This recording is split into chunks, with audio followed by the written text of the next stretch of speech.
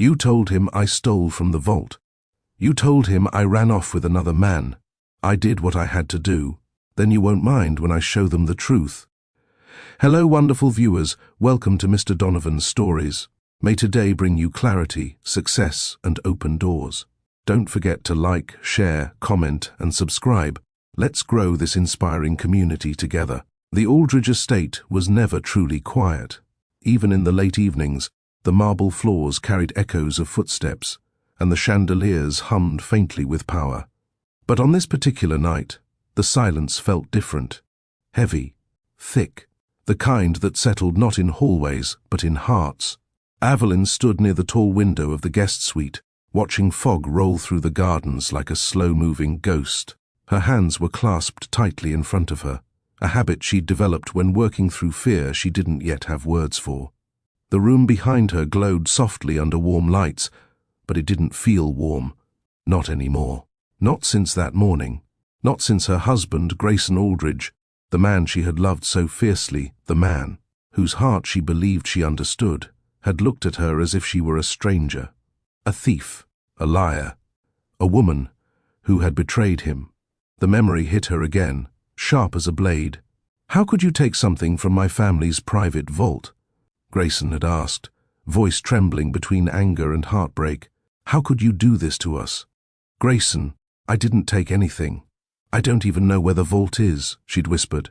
But he had shown her footage, a woman with her build, her walk, her hairstyle, slipping inside the restricted wing and leaving with a sleek metallic box.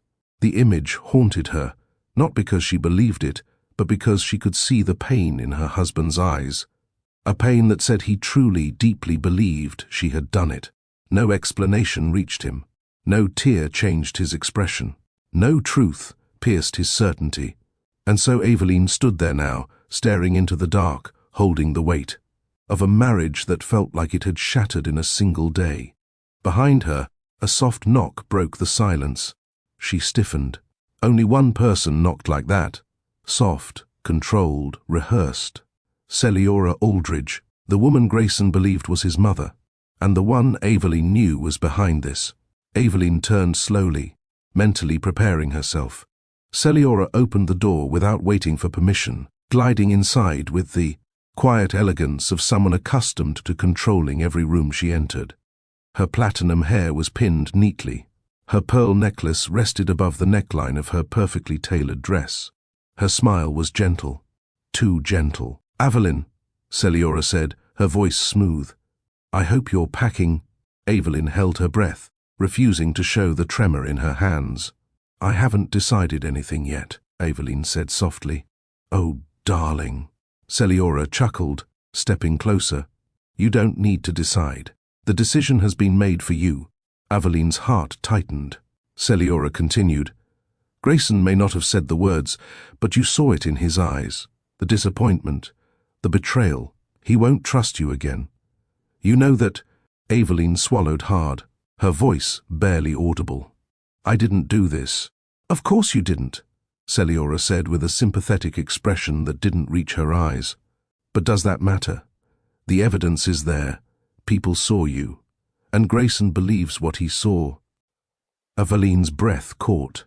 Celiora clasped her hands together, a gesture that looked kind from a distance but felt like suffocation up close.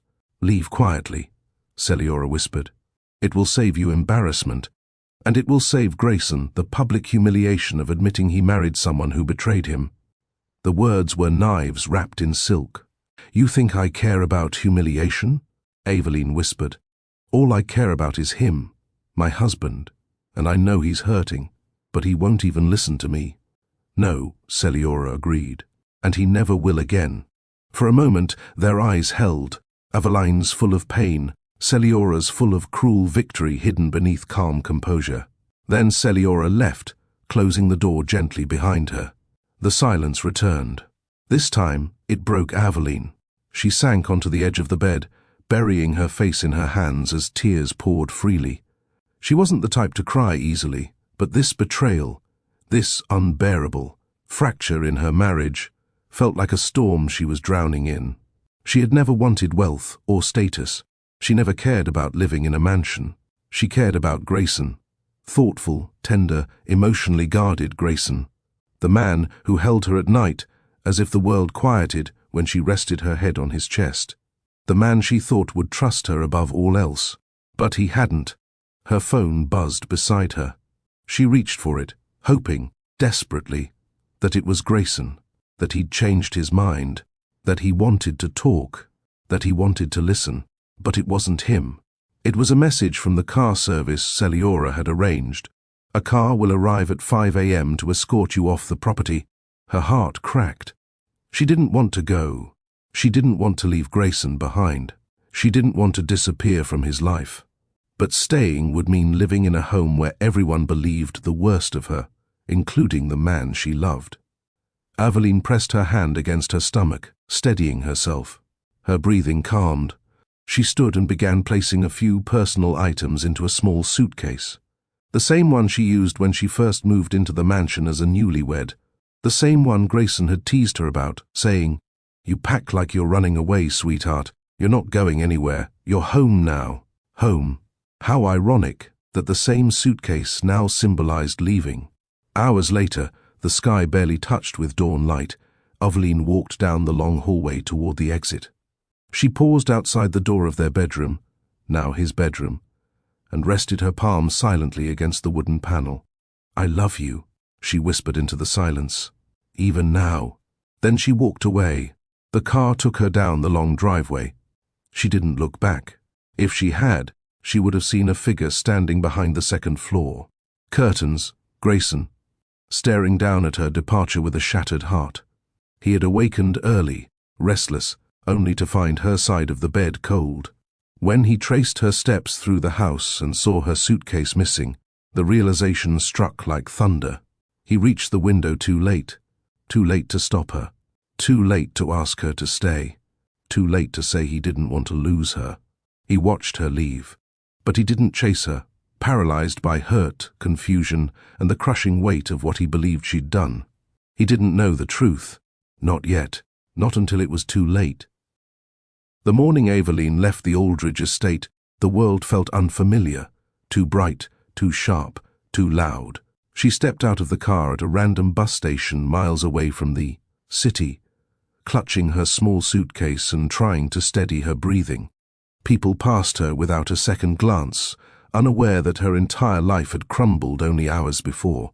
She found an empty bench, sat down, and wrapped her arms tightly around herself. For the first time since the accusations began, she felt truly alone. Not lonely, abandoned. A bus approached with a low rumble, its brakes screeching as it slowed. Aveline boarded without checking the destination. Anywhere was better than going back. Anywhere was safer than the place she once called home. The bus was nearly empty. Aveline chose a seat near the window and leaned her head against the cool glass, watching trees blur past as though the world was running away from her too. Minutes passed, or maybe hours. Her mind drifted between numbness and spinning thoughts.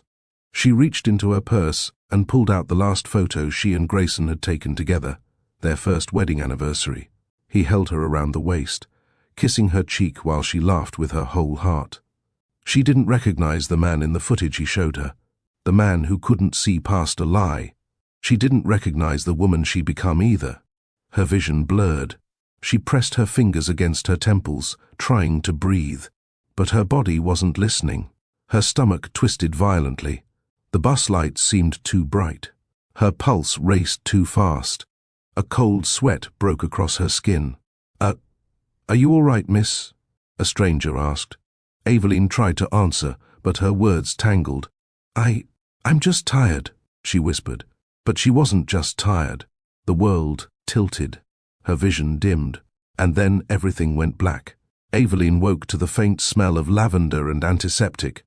A soft blanket covered her, and sunlight filtered through sheer curtains.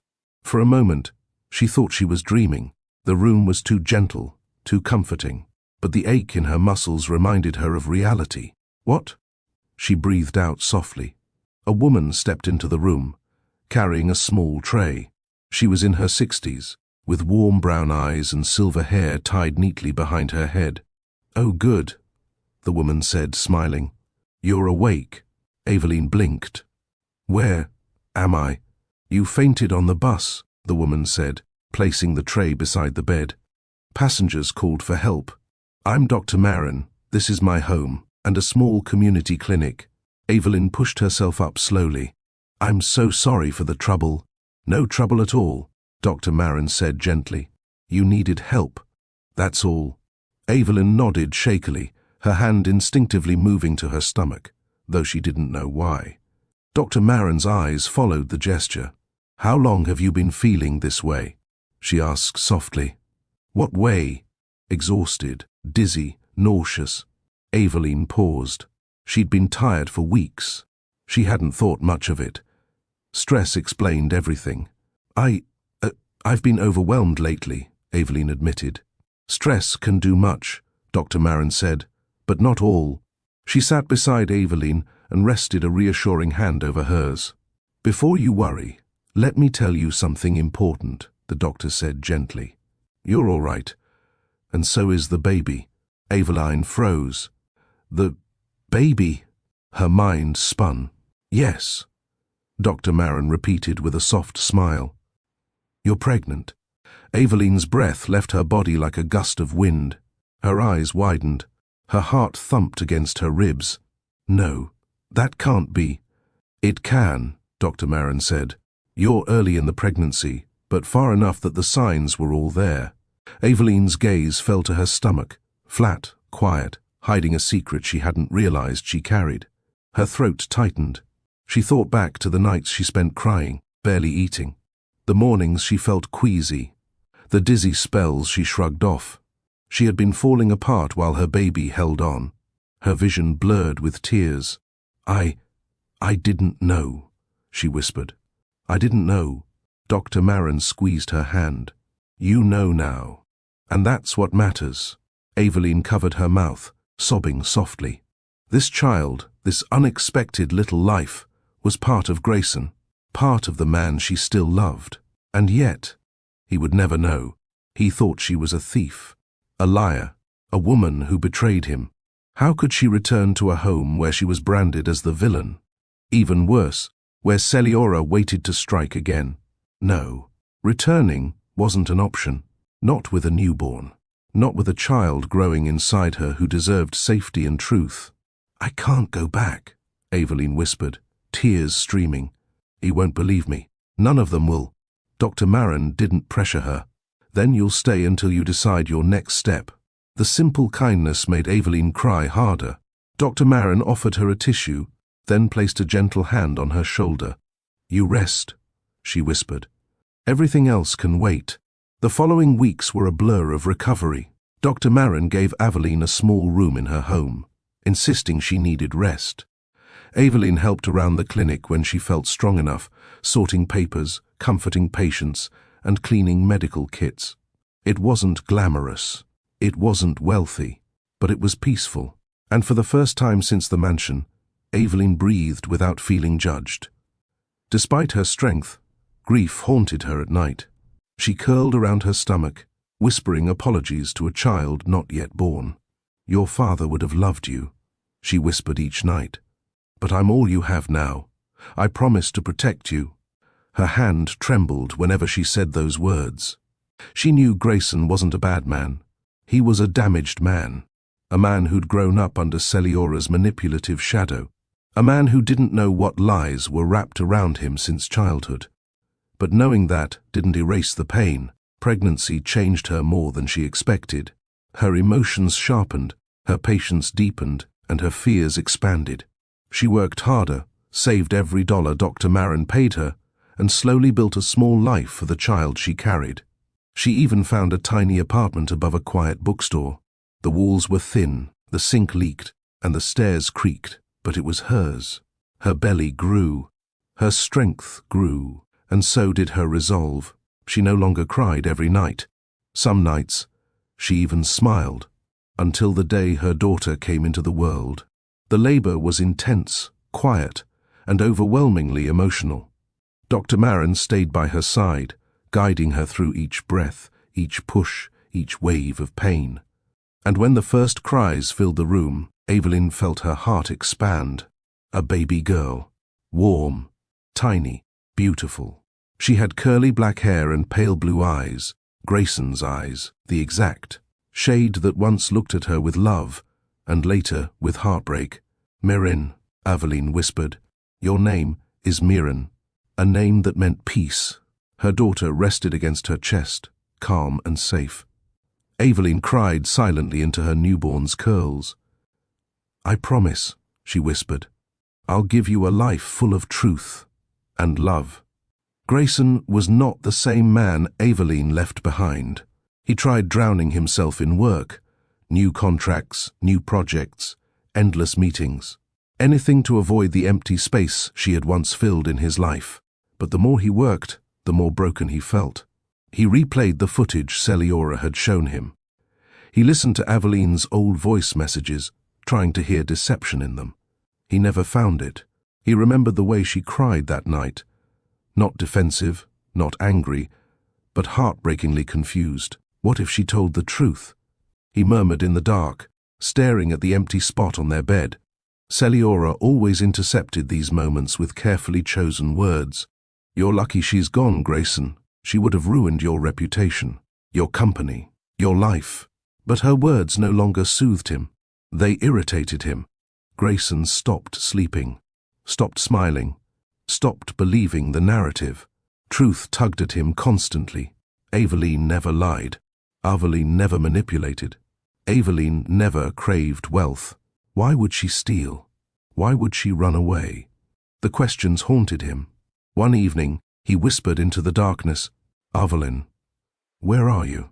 His voice cracked on the second word. He didn't know that miles away, Evelyn held their newborn daughter close, whispering her own quiet questions. "Grayson, why didn't you trust me?" Two hearts, connected by love, separated by lies, and both completely unaware that fate was preparing to bring them back together, not gently, but dramatically. At a Thanksgiving dinner neither would ever forget. The Aldridge estate looked the same: polished marble floors, towering ceilings, glass, railings that sparkled like ice under the lights. But it felt nothing like it once did. It felt colder now, emptier, as if the moment Evelyn left, she had taken the warmth with her. Grayson Aldridge moved through the hallways like a ghost wearing a tailored suit.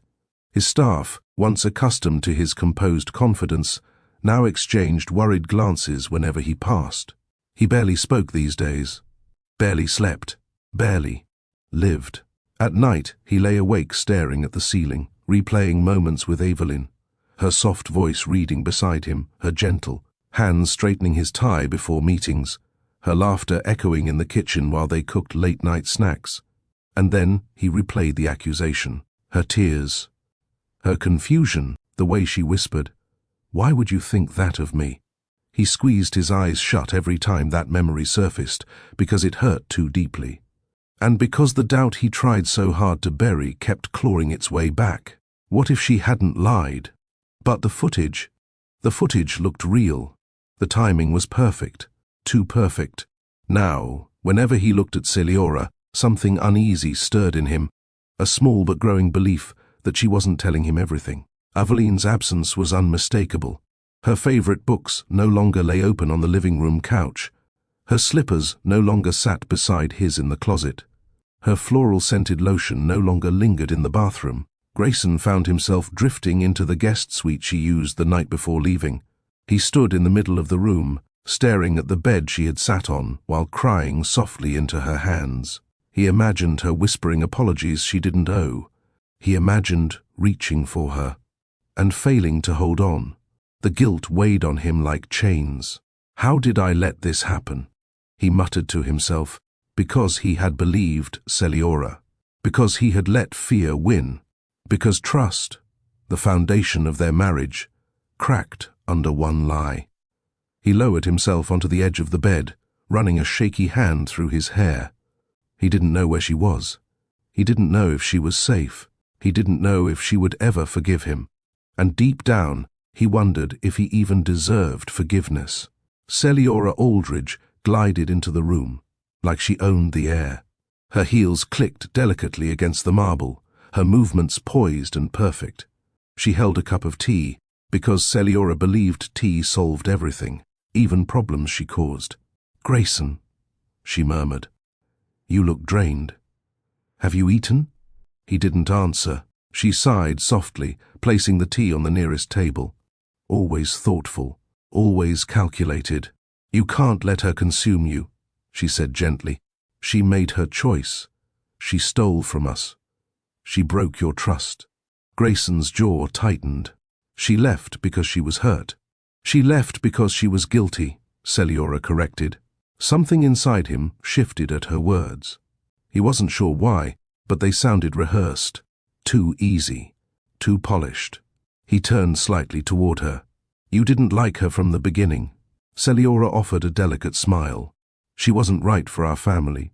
That wasn't your choice to make, but it became my responsibility when she betrayed you." The discomfort in Grayson's chest grew stronger. His voice dropped. "If she didn't do it, if the footage was manipulated," Celiora stiffened for the first time. "Why would you think that?" she asked sharply. Grayson didn't miss the flash in her eyes. "Just a thought," he said carefully. Celiora stepped closer. "Grayson, darling, grief makes the mind wander. You can't rewrite reality just because you miss her." Her voice was soothing. Her hand reached for his shoulder, gentle as always. And yet, for the first time in his life, her touch felt wrong. He moved away from her without thinking. Celiora's eyes narrowed slightly, though her smile remained. "You are tired," she concluded. "Rest, Grayson. Aveline made her choices. You need to accept that." She left before he could respond, perfume trailing behind her like something poisonous.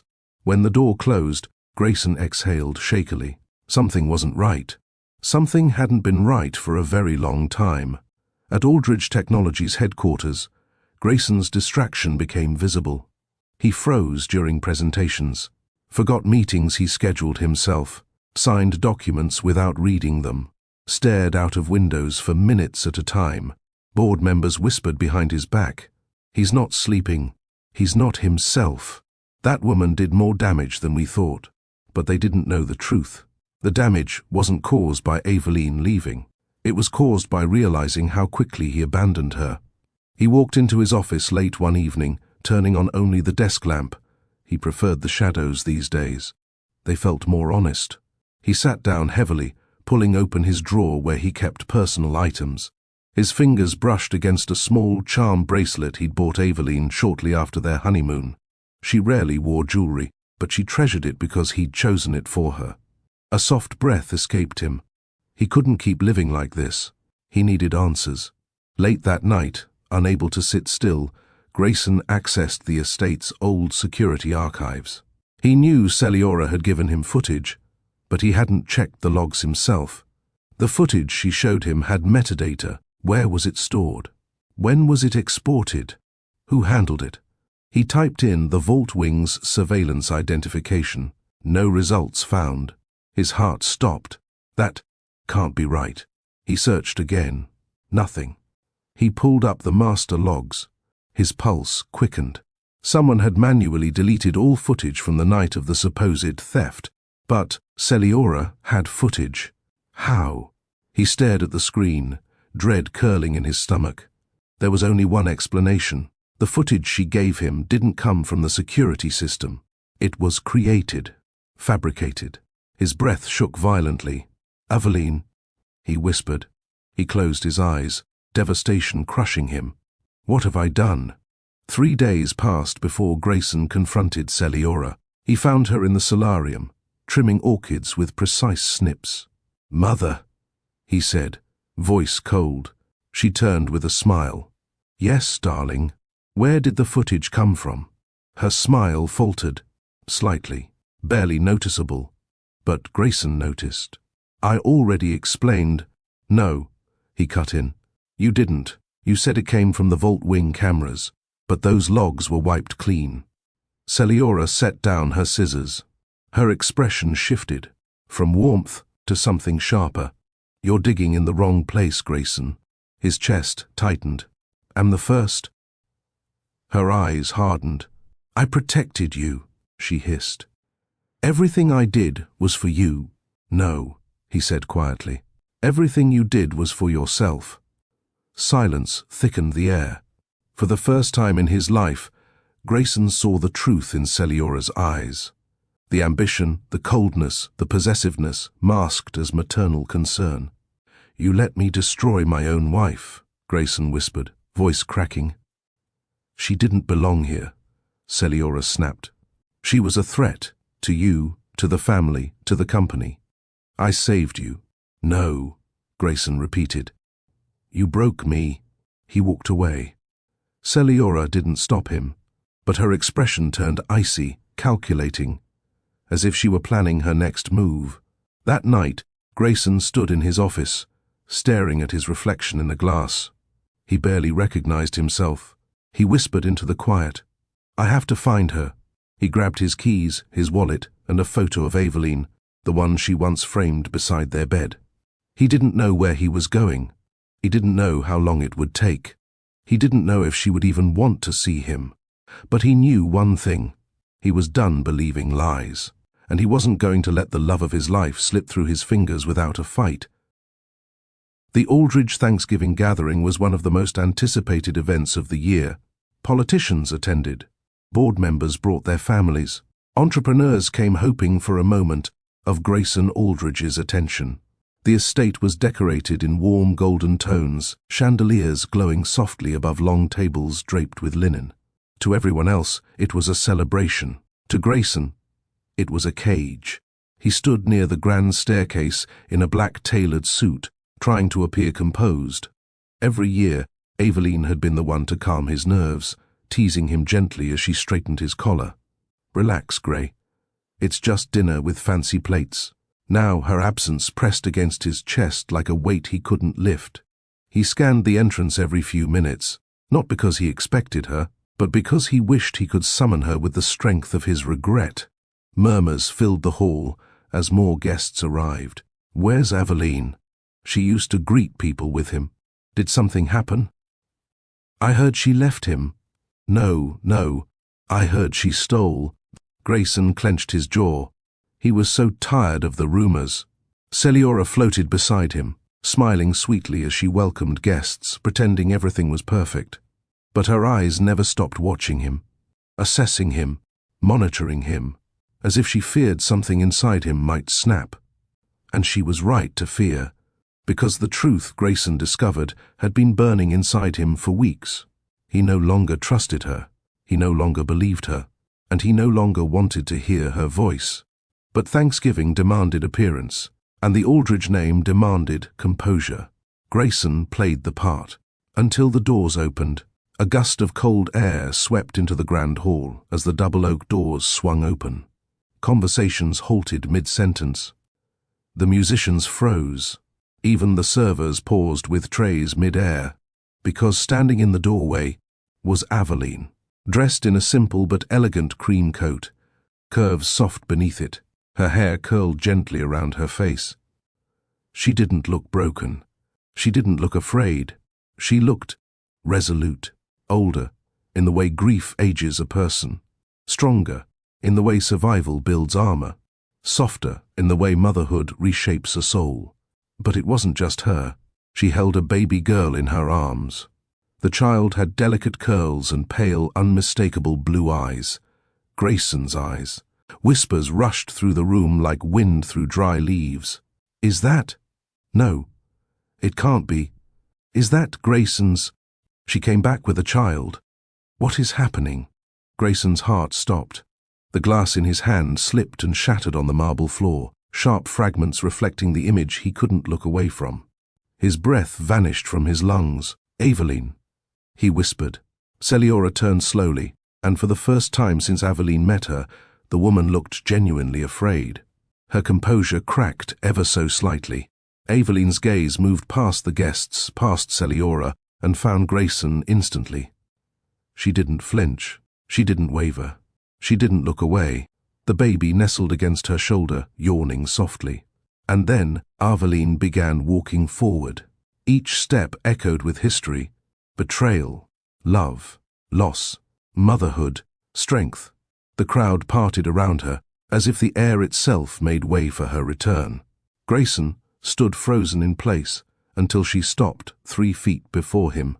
He stared at the baby, then at her, then back at the baby. His lips trembled. "Is she?" He breathed. Evelyn's voice was clear and steady. "She's your daughter," she said softly. "Her name is Mirren." A single tear escaped him before he could stop it. Celiora inhaled sharply, panic tightening her features. Grayson stepped forward instinctively, overwhelmed. The baby blinked up at him, the exact same eye color he'd seen in the mirror his entire life. "She's really—" His voice cracked. "She's mine?" Evelyn nodded. "She's yours, Grayson." "Ours." The room erupted in whispers, but they faded into nothing for Grayson. The world tunneled until only her and the baby existed. I didn't know." He swallowed. "I didn't even know you were pregnant." Evelyn held Mirren closer. "How could you know?" she whispered. "You didn't let me explain." His face crumpled. "Evelyn, I'm so sorry." She blinked back emotion. "Save it. Not here." But even in her guarded tone, there was a softness he recognized. The softness of the woman he once held every night. Celiora rushed forward, her voice dripping with false concern. "Evelyn, dear, you look... well." But her eyes darted between Grayson and the baby like a trapped animal. Evelyn turned her head slowly towards Celiora. "Mrs. Aldridge," she greeted coolly. Celiora stiffened. That was not the title Evelyn once used. Before, she had called her mother, not anymore. Evelyn reached into her bag and pulled out a slim folder. The room quieted. She held it out toward Grayson. "These," she said, "are the original security files from the vault wing. The ones your mother replaced with fabricated footage." The hall erupted in shocked gasps. Celiora's face drained of color. Grayson hesitated before taking the folder, hands trembling. He opened it, and the truth hit him like a storm. The woman in the footage wasn't Evelyn. She was someone made to resemble her. Same build, same hairstyle, but not Evelyn. And the man she handed the box to, Grayson recognized him. The young man who occasionally visited Celiora privately, the one Celiora never explained, the one she always introduced vaguely as a distant relative. Evelyn met Grayson's eyes. "Her son," she said softly. "The son she never told you she had." A collective gasp filled the hall. Celiora stepped forward, voice trembling. "Grayson, don't listen." No, it wasn't loud, but the force behind Grayson's voice shook her. "No more lies," he said. Celiora's throat tightened. I did it to protect him. I did it for our family. For you?" "No," Grayson whispered, tears forming. "You did it for yourself. And you made me destroy the woman I loved." His hands dropped to his sides. Evelyn looked away, exhaling shakily. Guests had completely forgotten the celebration. All eyes were fixed on the emotional confrontation unraveling before them. Celiora's voice cracked. "I raised you. I protected you. You manipulated me," Grayson said. "You weaponized trust. You turned me against my own wife." Celiora's face twisted, the polished mask slipping off completely. "You were supposed to inherit everything," she snapped. "Not him, not her. You were supposed to have a perfect life, not—" "A perfect lie," Evelyn cut in, her voice calm. Celiora went still. The room froze. Evelyn adjusted Mirren gently, her maternal strength radiating through her presence. "I didn't come to fight," she said, turning back to Grayson. "I came so my daughter would never grow up carrying a lie she didn't create." Grayson swallowed a sob. Evelyn's eyes softened as she added, "And, to give you the chance to see her."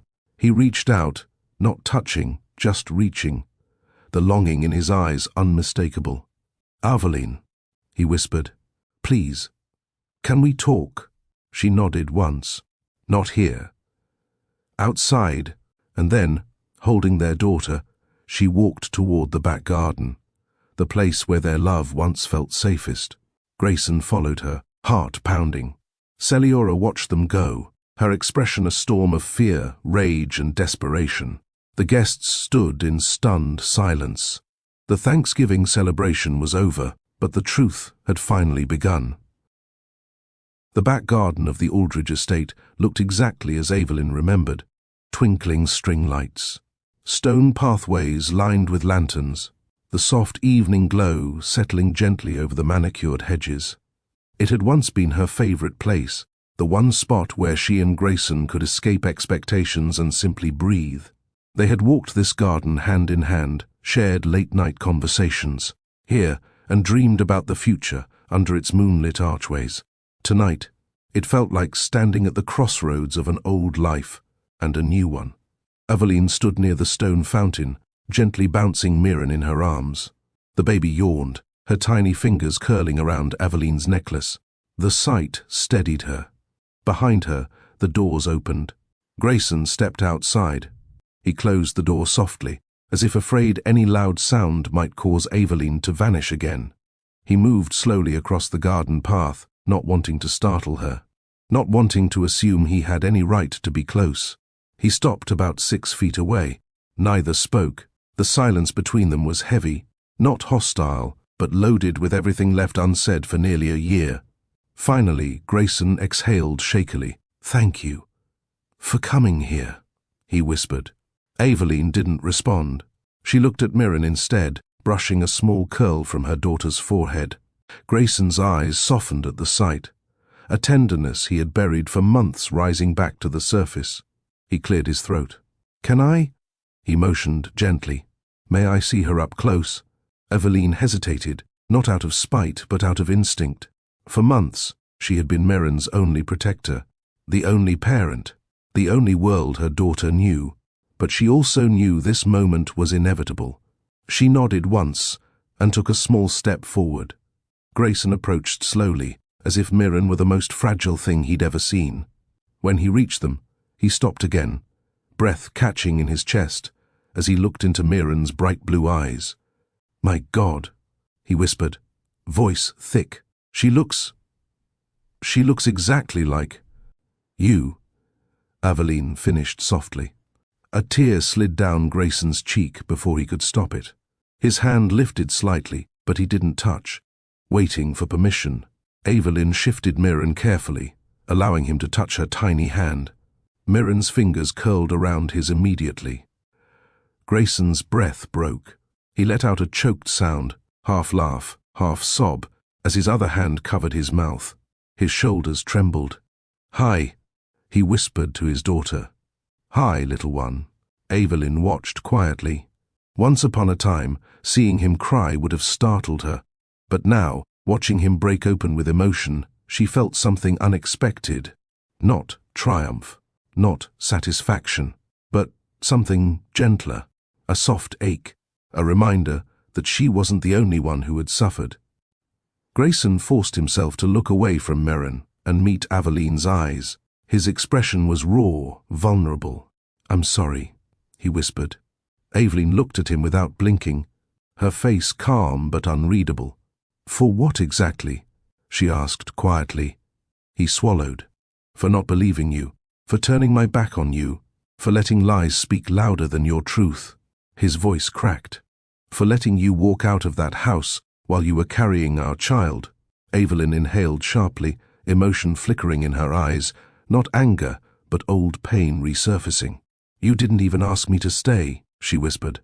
"Not once." He nodded slowly, shame twisting inside him. "I was afraid," he confessed. "Afraid of losing everything I built, afraid of betrayal, afraid of—" He looked down. "Afraid you didn't really love me the way I loved you." Evelyn closed her eyes briefly. "That wasn't love talking," she said. "That was fear." "I know," Grayson whispered. "And I let it control me. I let her control me." Evelyn didn't need clarification. "Celiora," she stated. He nodded again, jaw tightening with self-disgust. "She manipulated me my entire life," he said. "I just didn't see it. Not until I saw how easily I believed the worst about the best person in my life." Evelyn's throat tightened. She looked at Mirren, then back at Grayson. "You broke my heart," she said, voice barely above a whisper. "Not once. Over and over. Even after I left, you didn't look for me." Grayson's chest caved inward. "I did," he said softly. "I just didn't know where to find you. You left without a trace." "You didn't give me a reason to stay," she said. Their eyes locked. The truth hung between them like something sacred. Grayson stepped closer very slowly. "What happened after you left?" he asked carefully. "Where did you go? How did you—" Aveline looked down at Mirren, her expression softening. "I fainted on a bus," she said. Grayson's eyes widened with horror. "What?" "I was exhausted, stressed, heartbroken. I boarded a random bus and collapsed." She inhaled shakily. "When I woke up, I was in a community clinic. That's where I learned." He stepped forward, voice trembling. "Learned what?" "That I was pregnant." Grayson felt the air leave his lungs. He placed a hand on the back of the bench for support. "Aveline," he whispered, devastated. "You were alone. You found out you were carrying our child. Alone." She nodded. Her eyes shimmered, but she blinked away the tears. "I didn't know what to do," she admitted. "I didn't have family. I didn't have money. I didn't even have a place to sleep that night. Dr. Marin, the woman who helped me, gave me a room, helped me through the pregnancy, and I wasn't there," he whispered, voice breaking. "I wasn't there for any of it." "No," she said softly. "You weren't." He dropped his head, tears slipping down.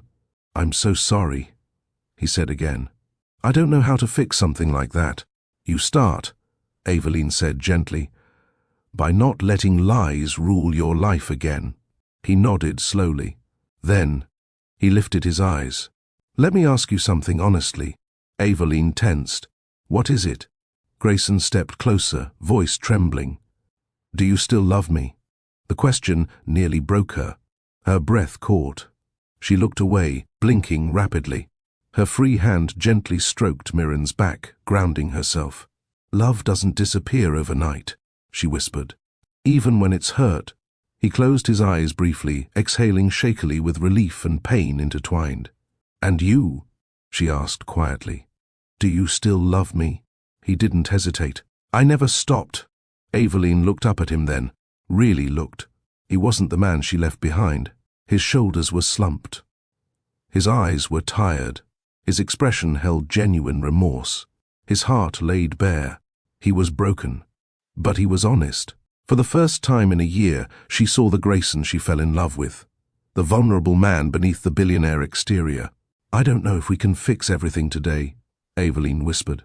"We don't have to," Grayson said softly. "Just don't walk away again, not without letting me try." Aveline hesitated. Then she slowly stepped closer until she stood within arm's reach.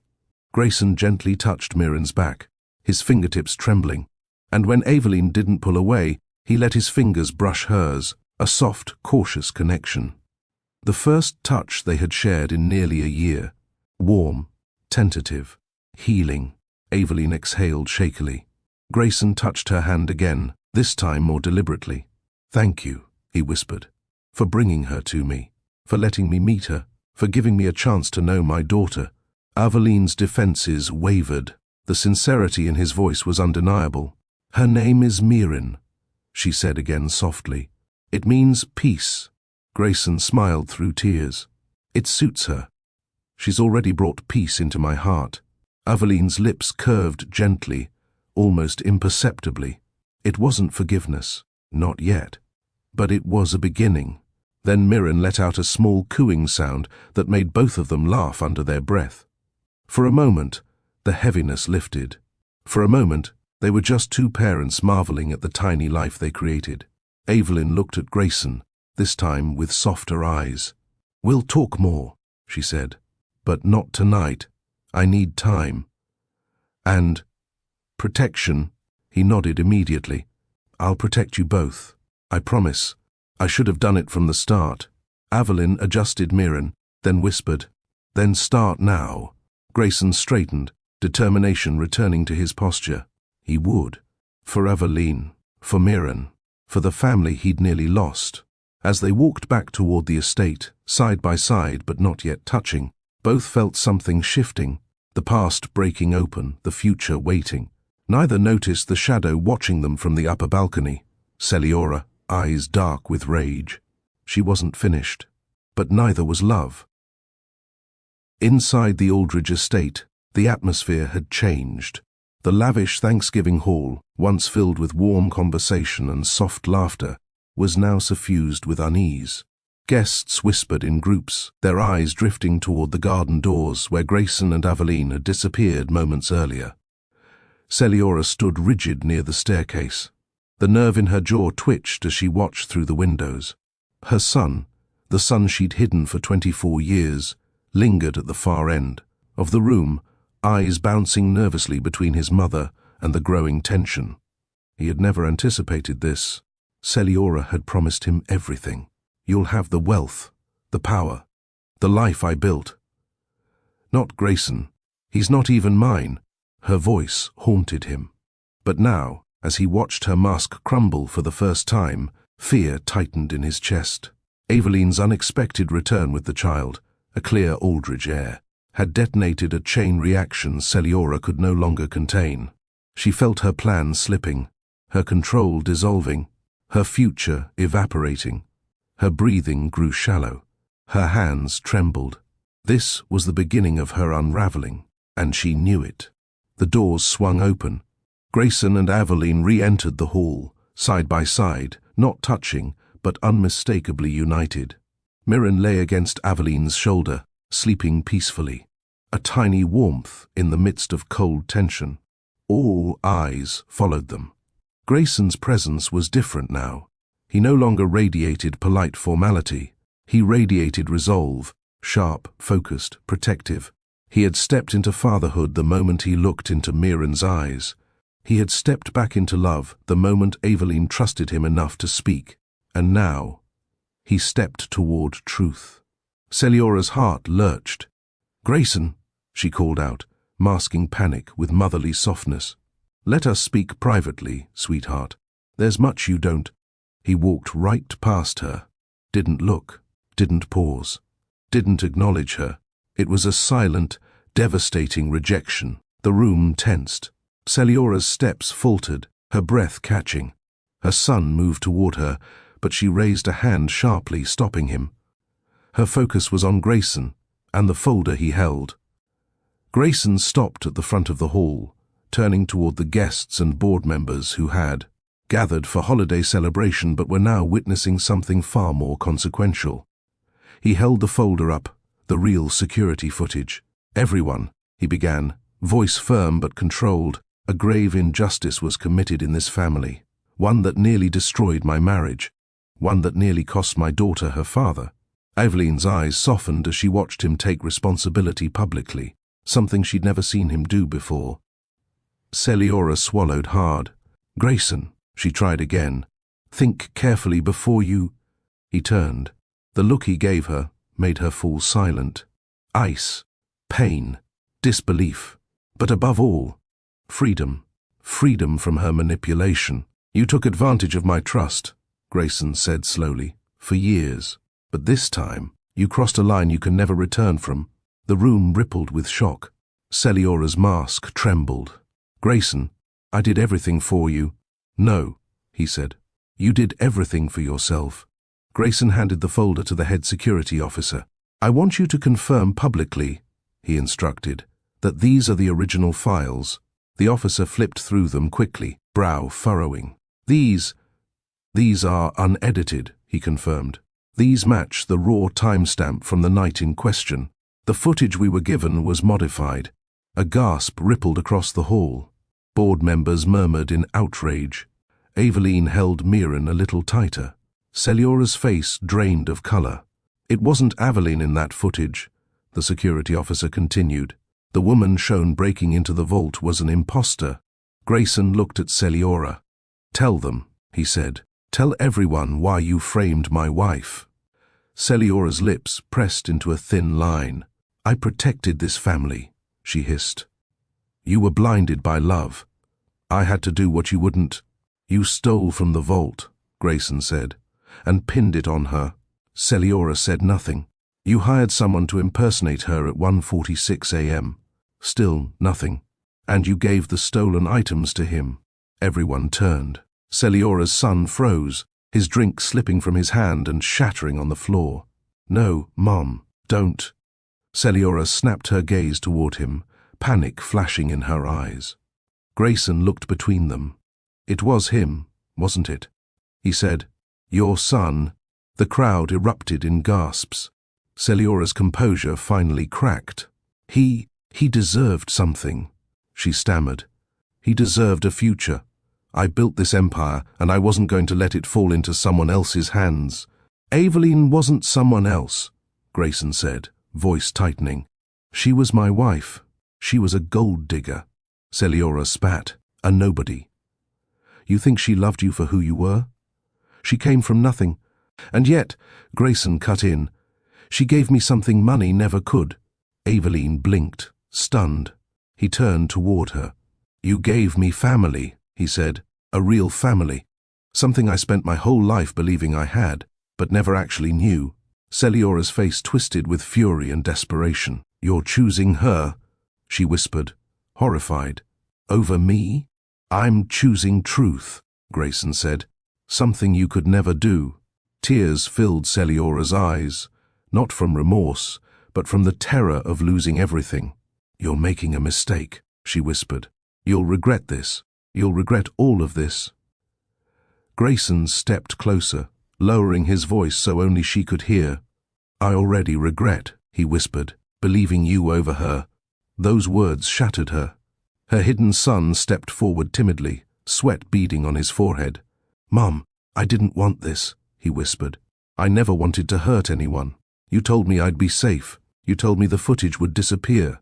Aveline's eyes widened. You were the man in the video, she said softly. He nodded, shame overwhelming him. When I realized what your mother planned to do, he whispered. I tried to back out. But she told me if I didn't do it, she'd cut me out of everything. Celiora's face turned crimson. Enough, she snapped. No, Grayson said sharply. Let him speak. For the first time, let someone else speak. The young man swallowed hard. Your mother hated how close the two of you were, he said. She said once the wedding happened, she'd lose all influence over you. So she created a plan. He handed Aveline something, a tiny USB drive. This is the copy she made me keep, he admitted. The unedited footage. Aveline held it in trembling fingers. Celiora lunged for it, but Grayson stepped between them. Don't ever touch her again, he said quietly. Celiora froze. For the first time in years, she understood. She had truly lost him. Grayson faced the crowd. Effective immediately, he announced. Celiora Aldridge is removed from any position of influence or decision-making within the Aldridge Group. Legal proceedings will follow. The hall erupted with shock, murmurs and whispered disbelief. Celiora stumbled backward, grabbing the edge of a chair for balance. Her son stepped toward her, but she pushed him away, consumed by humiliation. Aveline watched it all silently, one hand instinctively stroking Mirren's back. She had never wished harm on Celiora, only truth. Now that the truth had landed, she felt no joy, only relief and exhaustion. Grayson turned to her. Aveline, he said softly, I will spend the rest of my life making this right. Her eyes glimmered. We'll see, she whispered. But when he looked down at Mirren, she added more gently, for her sake, you deserve a chance. Grayson swallowed emotion, nodding slowly. He didn't reach for Aveline. He didn't force a hug. He didn't even touch her arm. He allowed the space she needed. He only whispered, I'm here. I'm not leaving. And for the first time that night, Aveline believed him. The tension of the evening lingered in the walls of the estate long after the guests left. The once lavish Thanksgiving tables lay half-cleared, candles flickering low as staff worked silently around the room. The holiday spirit was gone, replaced by a heavy awareness of the truth that had shattered across the floor like broken glass. Aveline stood at the far corner of the main hall, rocking Mirren gently as the baby stirred. After the confrontation, she felt drained in a way she hadn't felt since the night she fled a year ago, physically exhausted, emotionally stretched thin. Grayson approached her slowly, as though approaching a fragile miracle. "Evelyn," he said softly, "I set up a quiet room upstairs for you both. Somewhere you can rest." Evelyn looked at him, cautious. "What about the mess downstairs?" "I'll handle it." "And Celiora? That's my responsibility. And your company? I'll deal with everything." He paused. "You don't have to carry any burden tonight." Evelyn breathed in slowly, Mirren snuggling deeper into her arms. Grayson lowered his voice. "You've carried enough." For a moment, Evelyn felt her throat tighten. His words weren't romantic, but they were intimate in a way she hadn't felt from him in a long time. They acknowledged her pain, her strength, her survival. "Come upstairs," he said gently. "Please." After a hesitation, she nodded. Grayson led the way, but never once walked ahead of her, always slightly, behind or beside, ensuring she felt supported, not led or cornered. As they climbed the stairs, Grayson kept glancing back at Mirren, unable to help himself. Every time their daughter made a small sound, his entire expression softened as though his heart was learning to beat differently. When they reached the room, Grayson opened the door, but did not step inside first. "You go ahead," he said, hand resting lightly against the frame. "This is your space tonight." Evelyn entered slowly. The room was warm, soft lights, a small sofa, a table with water and a light meal, and a crib placed neatly near the window. Evelyn's breath hitched. "You prepared all of this?" she whispered. Grayson rubbed the back of his neck. "I know it's not much, but I figured she needed somewhere comfortable." "And you too." Evelyn looked at the crib again. Her walls cracked just a bit. "It's perfect," she whispered. Mirren let out a soft fuss, stretching in Evelyn's arms. Grayson's eyes followed every movement, heart swelling with a longing that nearly overwhelmed him. He swallowed. "Can I?" He didn't complete the sentence. Evelyn looked down at her daughter, then back at him.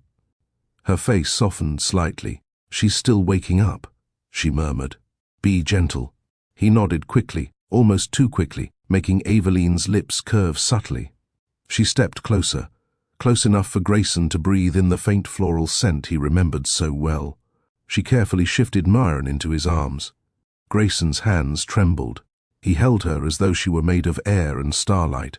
Mirren blinked up at him with big blue eyes, confused at the new pair of arms.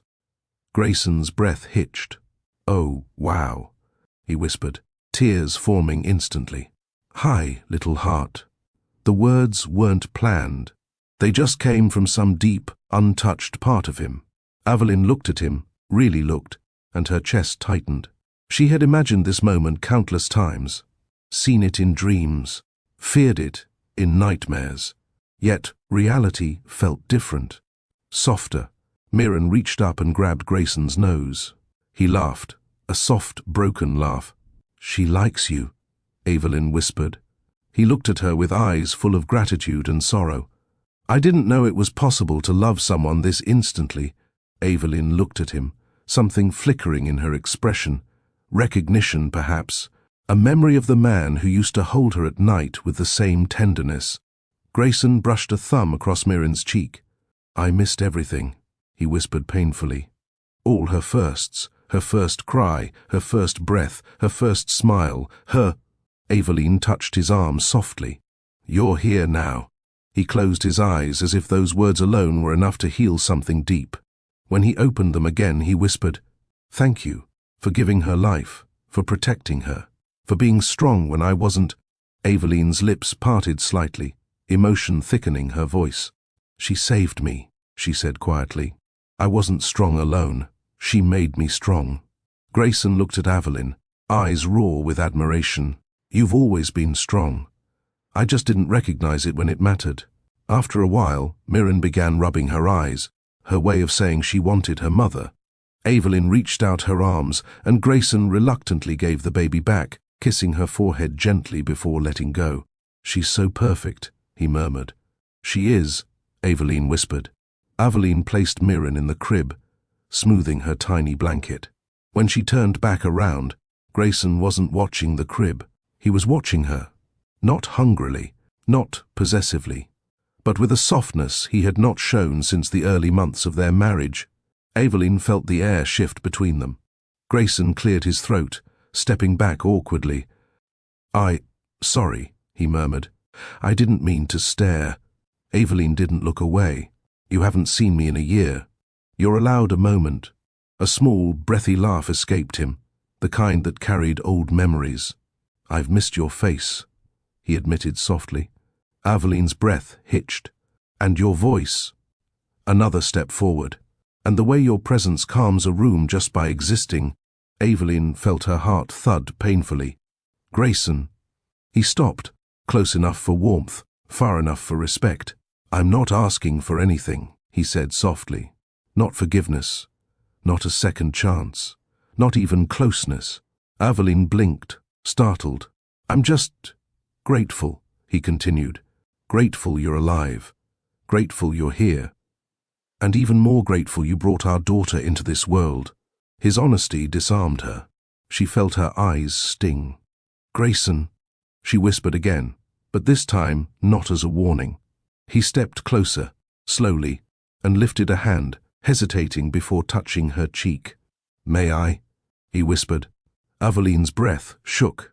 She didn't trust herself to speak, so she nodded. His hand cupped her cheek gently, a touch so warm, so familiar, it reopened every longing she had buried. Her eyes fluttered shut.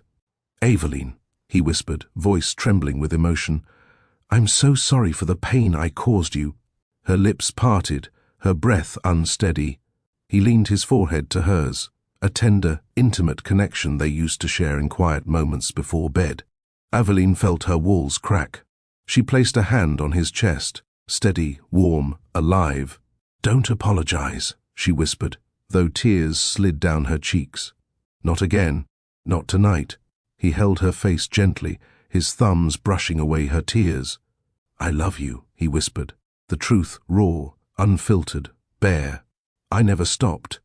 Not for a single second. Aveline's breath trembled. Her lips quivered. I know, she whispered. And it wasn't mockery. It wasn't dismissal. It was acceptance. A slow, fragile acceptance. Grayson lowered his hand, but kept his forehead touching hers.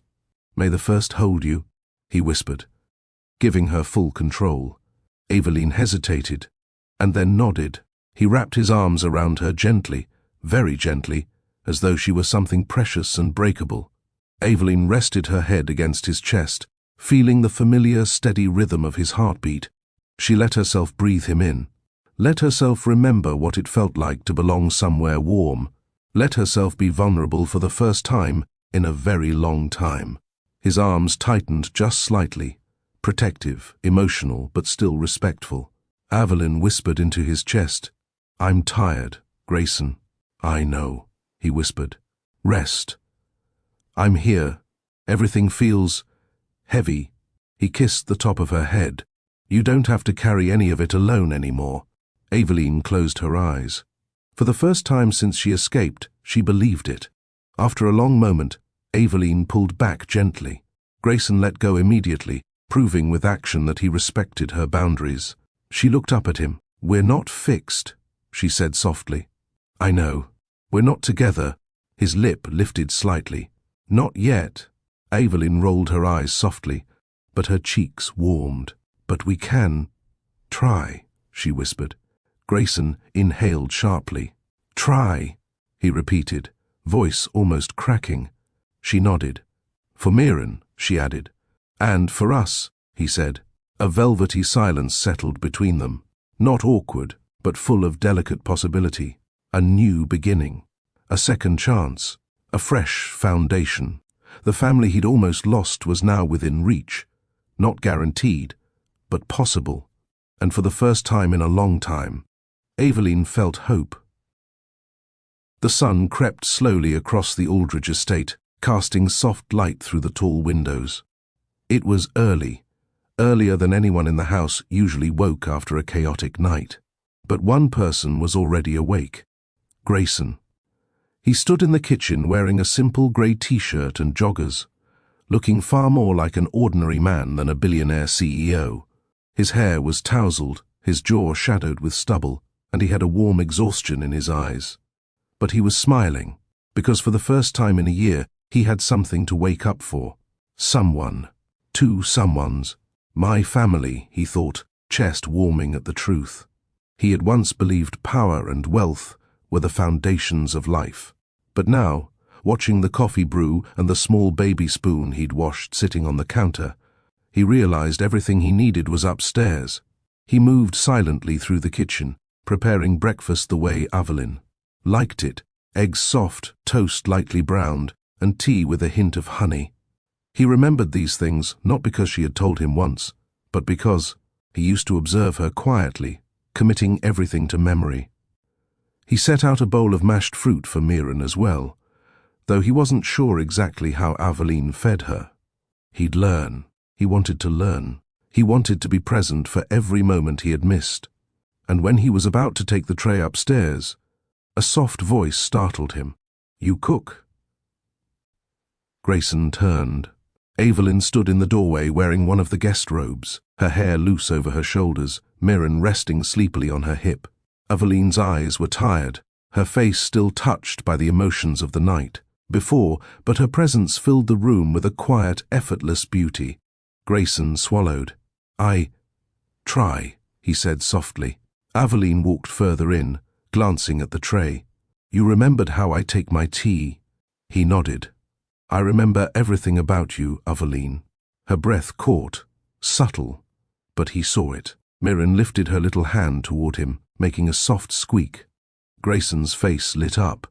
"Good morning, little heart," he whispered, moving carefully so as not to overwhelm. Evelyn shifted Miran into one arm and ran a soothing hand over the baby's back. "She was looking for you," she said quietly. Grayson blinked. "Me?" She woke up earlier, turned her head like she expected someone else in the room. Evelyn paused. "I think she sensed you last night." Grayson looked stunned. Then something gentle washed over his face, a mix of love and guilt and awe. He reached out slowly. "May I?" Evelyn studied him for a moment, then nodded. Grayson took Miran carefully, cradling her against his chest. The baby blinked up at him, then rested her tiny cheek on his shoulder as though she'd known him forever. Evelyn watched the scene unfold with a feeling she hadn't experienced in months. Peace. They sat at a small breakfast nook overlooking the garden. Miran sat in a high chair Grayson had found in storage. He cleaned it at sunrise, his sleeves rolled up, determination etched into every movement. Evelyn watched him while pretending not to. He spread fruit onto a small spoon, but Miran just stared at him. "I don't think she's convinced yet," Evelyn teased lightly. Grayson turned to Miran, eyes playful. "Okay, deal. I'll take one bite if you take one bite." Evelyn laughed softly, a sound Grayson hadn't heard in far too long. He straightened, clearing his throat, trying not to smile too widely at her reaction. "Let me try again," he said with exaggerated seriousness. He offered the spoon. Miran leaned forward, curiosity sparked. Then she took the bite. Grayson gasped dramatically. "Success!" Miran giggled, and Evelyn covered her mouth to keep from laughing too loudly. It was a moment so gentle, so normal, it felt unreal in contrast to the turmoil of the night before. For a few minutes, they were just a young family having breakfast. No lies, no fear, no shadows, only the slow awakening of something new. But eventually, Evelyn's expression grew thoughtful. "Grayson," she began carefully, "we need to talk about things." He nodded, instantly attentive. "Of course." She lifted her gaze. "About last night, and everything that happened." Grayson set the spoon down. "I'm listening." Evelyn took a breath. "I still need space," she said softly. "We can't jump back into what we had. It wouldn't be real. It wouldn't be healthy." Grayson nodded slowly. "I agree." "You do?" "I told you last night, I don't want to rush you. I don't want to pressure you. I want to rebuild this the right way." Evelyn looked relieved, but also surprised. "It's just, I'm not the same woman I was, she said quietly. A lot happened. I changed. So did I, he replied. Pain changes people, but healing does too. Her eyes lingered on him. And Mirren, she whispered, brushing her daughter's curls. She comes first. Always. Grayson nodded firmly. She does, and she always will. Their eyes met with an unspoken understanding. This wasn't just about love anymore. This was about parenting, safety, trust. This was about rebuilding a home, and Grayson was determined to do it right. While they sat in the quiet morning glow, Celiora faced a different dawn.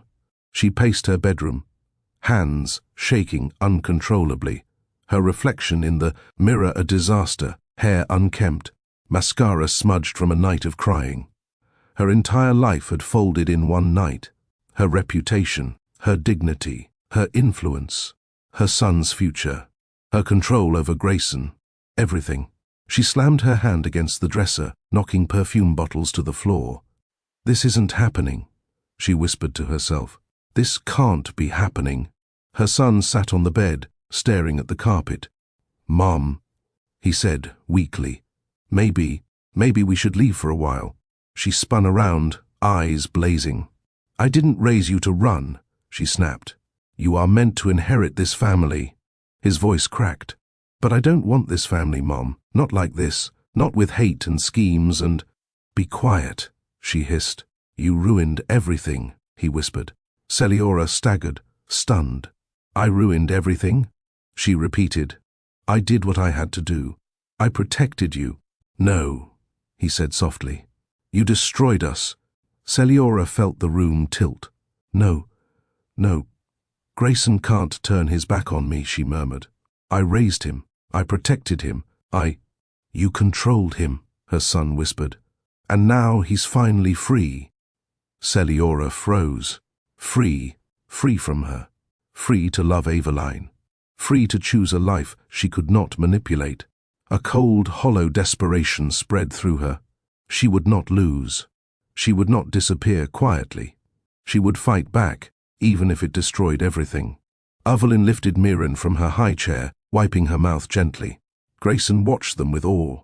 The soft curve of Aveline's smile, the tenderness of her touch. He stood and walked toward them slowly. Aveline, he asked gently, what do you need from me today? She looked up, surprised. What I need? He nodded. I want to support you, not make choices for you. Tell me what you need. Aveline inhaled, thoughtful. I need honesty, she said. Always, he promised. I need boundaries. I'll respect them, and I need... She hesitated. Time. To trust you again. Grayson's voice was soft. Take all the time you need. I'm not going anywhere. Her eyes warmed, tension in her shoulders easing just slightly. Good, she whispered. Because Mirren deserves a father, and I deserve peace. Grayson touched his chest, breath shaky. You deserve everything good, he said, and I want to be worthy of you again. Her heart fluttered. She turned slightly to hide it, but not quickly enough. Grayson saw the warmth in her cheeks and smiled, soft and slow. Not triumphant, not entitled, just grateful. When Aveline shifted Mirren to her other hip, Grayson automatically stepped in to steady her elbow. A small gesture, instinctive, natural. Their hands touched, warm, gentle, familiar. Aveline didn't pull away. Instead, she breathed out slowly, a surrender not to romance, but to comfort. Thank you, she murmured. For what? For not giving up this time. He swallowed.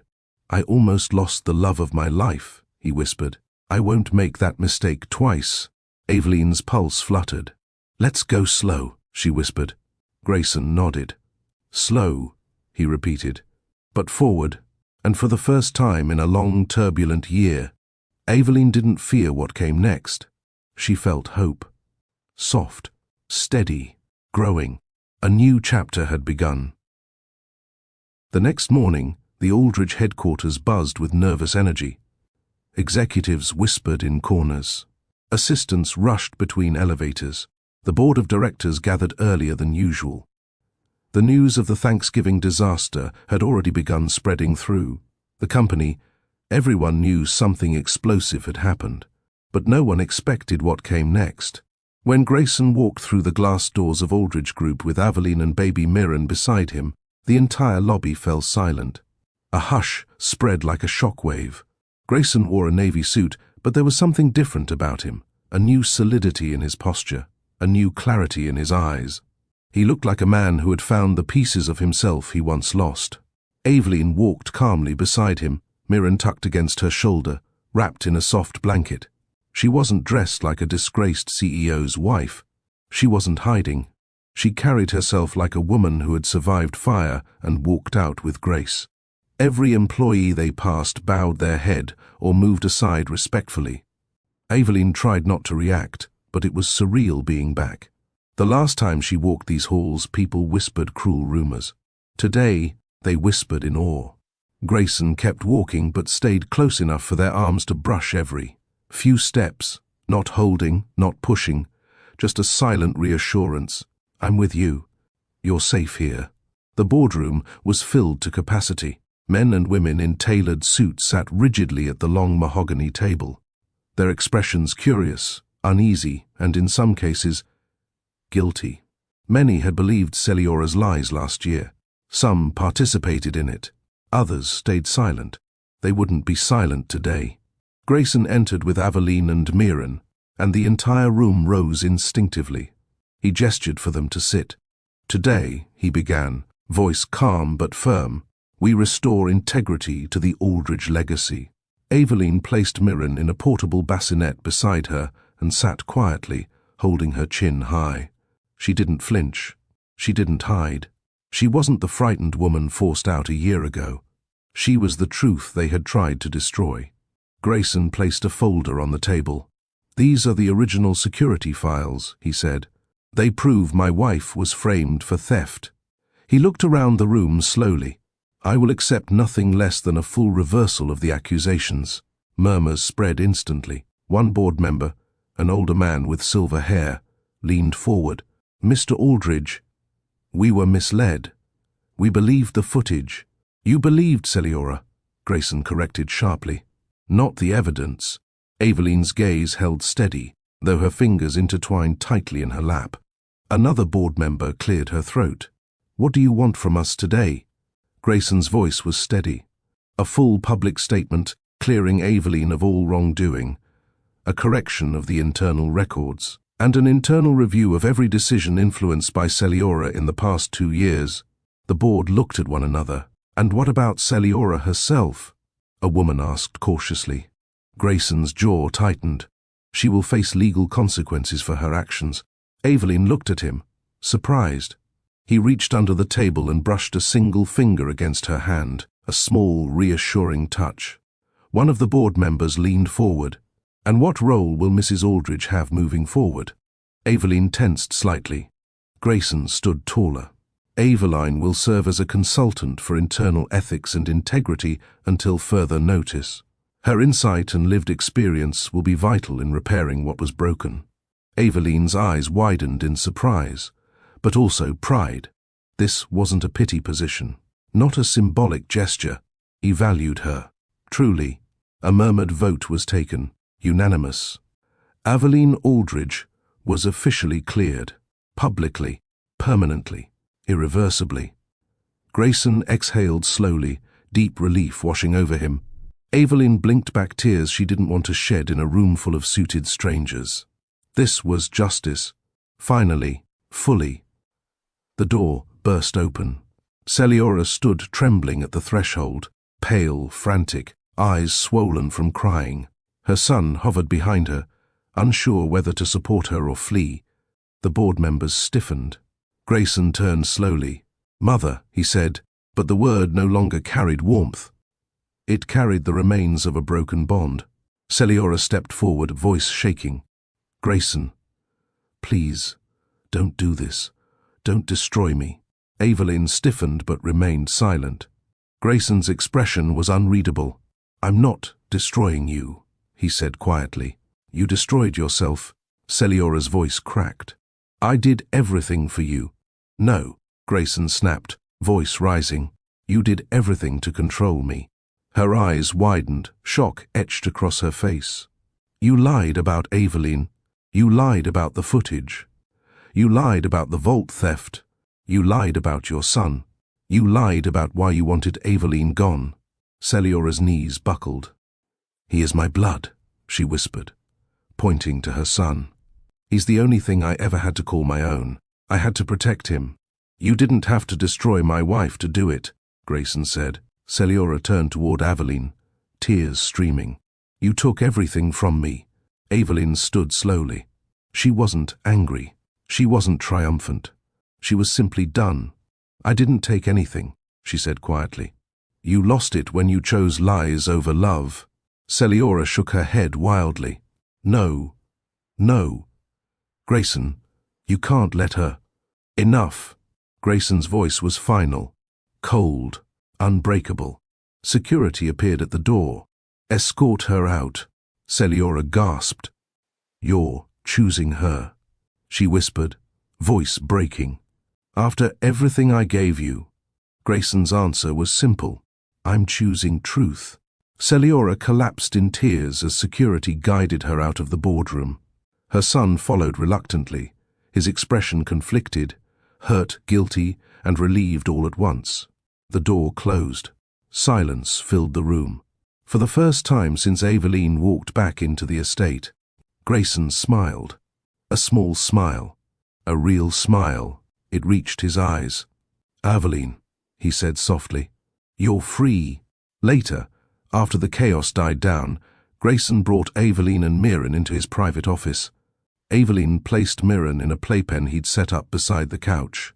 Grayson watched them both with a quiet tenderness. You okay? He asked. Aveline sat on the edge of his desk, arms loosely folded, a soft sigh leaving her lips. I haven't been okay in a long time, she admitted. But I think I'm starting to be. He moved closer. Slowly, respectfully, Aveline. She looked up, and their eyes connected, not with anger or fear or regret, but with truth. You deserve peace, he said softly, and I want to be the man who helps you protect it. Aveline felt a warmth spread through her chest. Slow, steady, sincere. She took a deep breath. I'm willing to try, but slow, he nodded. Slow, he repeated. I'll match your pace. Every step. She studied him for a long moment. You've changed, she whispered. I had to lose you to realize what mattered, he confessed. Aveline reached out, brushing her fingertips lightly against his hand. I'm not lost anymore, she said softly. His breath caught. Aveline. He lifted her hand slowly, giving her every chance to pull away, and pressed a gentle kiss to the back of her fingers. She didn't pull away. Instead, she stepped closer. Their foreheads touched, soft, warm, intimate. Aveline whispered, We'll build something new, something honest. Grayson closed his eyes. With you and Mirren, he breathed, I can build anything. As they stood there, Mirren squealed happily in her playpen, clapping her little hands. Aveline laughed softly and lifted her daughter into her arms. Grayson wrapped an arm carefully around both of them, the first full embrace of their new family. Aveline rested her head gently against his chest. Grayson kissed Mirren's forehead, then Aveline's hair, softly, reverently. A new family, a new beginning, a love rebuilt on truth. Aveline whispered one final thought. We survived everything meant to break us. Grayson smiled against her temple. No, he whispered. We didn't just survive, we rose. Family, thank you so much for watching this story all the way to the end. I pray that peace, clarity, and unexpected blessings find you this week. If this story touched your heart, even a little, please go ahead and like this video, drop a comment, share it with someone who needs it, and of course, subscribe to Mr. Donovan Stories for more inspiring, life-changing stories. Your support keeps this channel alive, and your presence here means more than you know. Stay blessed, stay encouraged, and I'll see you in the next one.